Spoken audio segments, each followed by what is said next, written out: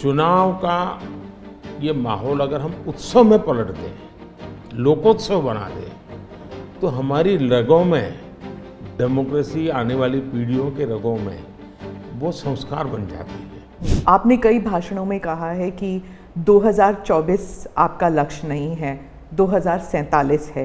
तो 2047 तक क्या कुछ होने वाला है और क्या ये चुनाव महज एक फॉर्मेलिटी है? मैं समझता हूँ कि 2047 को और 2024 दोनों को मिक्सअप नहीं करना चाहिए, दो अलग चीज़ें हैं। जब देश आज़ादी के 75 साल अमृत महोत्सव मना रहा था, उसी समय मैंने ये विषय सबके सामने रखना शुरू किया था, आज से 1-2 साल पहले। और मैं ये कहता था कि 2047 देश की आज़ादी के 100 साल होंगे। स्वाभाविक रूप से ऐसे जो माइलस्टोन होते हैं वो एक प्रकार से नया उत्साह भरते हैं, नए संकल्प के लिए व्यक्ति को तैयार करते हैं। और उस अर्थ में मेरा मत था कि एक मौका है, 75 साल पर हम खड़े हैं, 100 साल पहुंचने वाले हैं, इस 25 साल का सर्वाधिक उपयोग कैसे करें। हर इंस्टीट्यूशन, हर कोई अपना एक लक्ष्य बनाए। भाई मैं अपना गांव का प्रधान हूं, 2047 तक मेरे गांव में इतना तो मैं करूंगा। आरबीआई को मैं कार्यक्रम में भी गया, 90 साल का उनका था। तो मैंने कहा कि 10 साल बहुत महत्वपूर्ण है, आपके 100 साल होंगे, इस पर अभी से सोचिए। तो मेरे मन में 2047 ये भारत की आज़ादी के 100 साल और देश में एक प्रेरणा जगनी चाहिए। और आज़ादी के 100 साल अपने आप एक बहुत इंस्पिरेशन है, किसी व्यक्ति की जरूरत नहीं है। तो एक पार्ट तो वो है। दूसरा है 2024। 2024 ये चुनाव का हमारा जो क्रम है 5 साल का, उसके हिसाब से वो आया हुआ क्रम है। और मैं मानता हूँ कि चुनाव ऑल टुगेदर डिफरेंट थिंग है। एक तरफ इस चुनाव में आप देखते हैं, लोकतंत्र में चुनाव को हमने लाइट नहीं लेना चाहिए। ये एक बहुत बड़ा महापर्व है और इसलिए मेरा तो मत है कि उत्सव के रूप में मनाना चाहिए।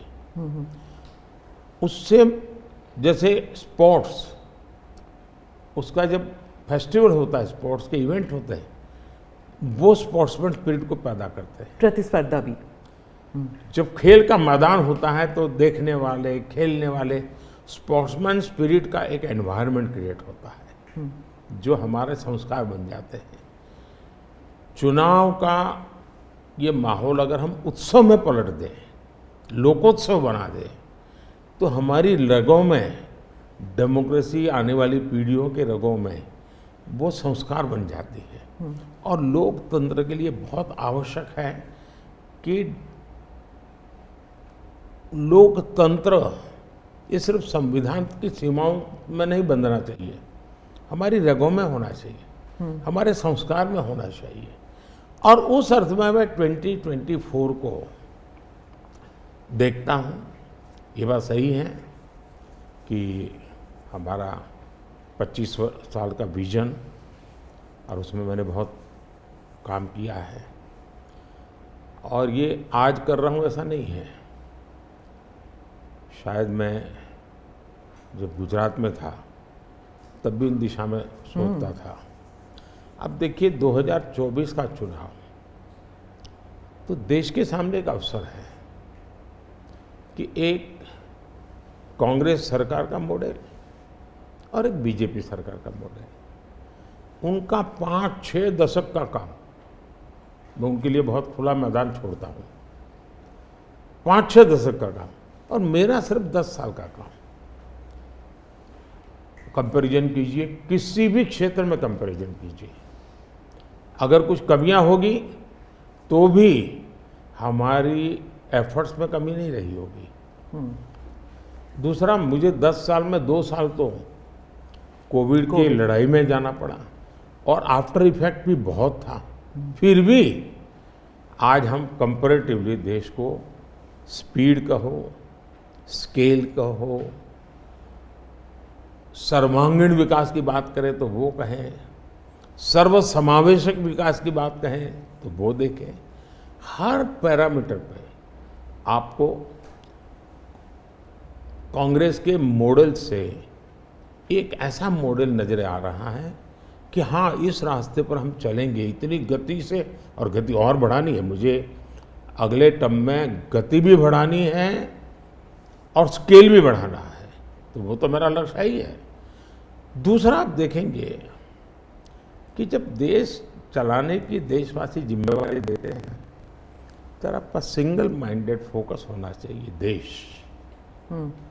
देश के लोग दुर्भाग्य से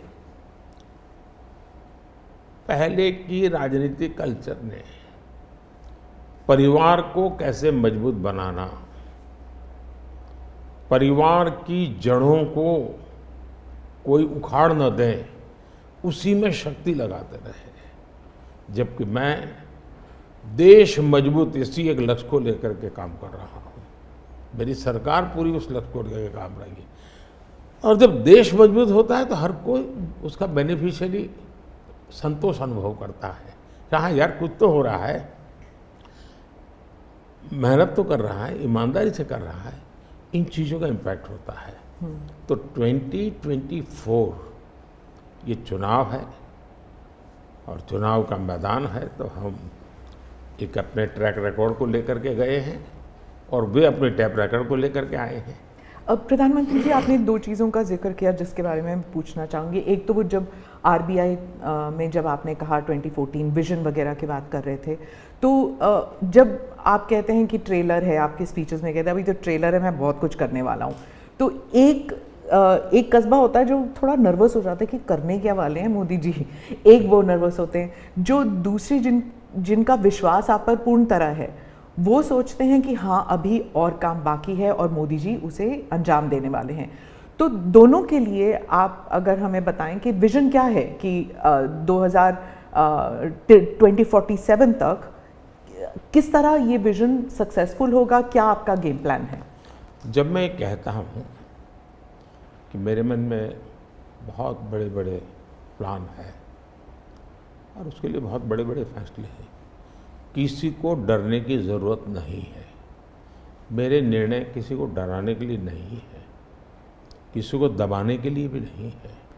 मेरे निर्णय देश के सर्वांगीण विकास के लिए है, जन कल्याण के लिए है। देश के युवाओं के एस्पिरेशंस को मैं देर करना नहीं चाहता हूँ, मैं समय बिगाड़ना नहीं चाहता हूँ, उस अर्थ में मैं कह रहा हूँ। दूसरी बात है, ज़्यादातर सरकारों का स्वभाव होता है वो ये मिजाज में रहते हैं हमने तो सब कुछ कर लिया, हम तो सब कुछ करते हैं। मैं नहीं मानता हूँ मैंने सब कुछ कर लिया है।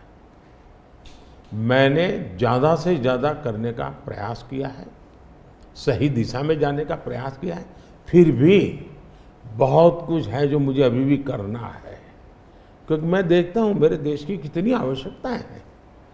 हर परिवार का सपना, वो सपना कैसे पूरा हो, ये मेरे दिल में पड़ा हुआ है।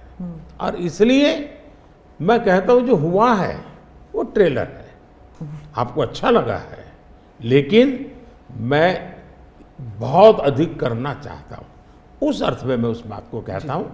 दूसरी बात है कि 2047 का जो विजन का सवाल है, एक तो मैं लंबे समय तक मुख्यमंत्री रह करके आया हूँ और मैं अनुभव करता था कि बार बार चुनाव, आचार संहिता, किसी भी राज्य में चुनाव हो तो मेरे राज्य से 30-40 सीनियर अच्छे अफसर ऑब्जर्वर के नाते जाते थे इलेक्शन ड्यूटी, तो 40-50 दिन तक वो बाहर रहते थे। तो मुझे चिंता रहती थी कि मैं सरकार कैसे चलाऊं, क्योंकि देश में ऐसे चुनाव होते ही रहते और मेरे ऑब्जर्वर जाते रहते। तो फिर मैंने सोचा कि मैं ये इसको वैकेशन नहीं मानता हूँ। मैं चुनाव होगा तो उस पीरियड को वैकेशन के रूप में नहीं लूँगा। मैं अफसरों को पहले से काम देता हूँ, भाई अगली सरकार के लिए ये काम करो। तो मैं उस समय भी 100 दिन का प्लान करता था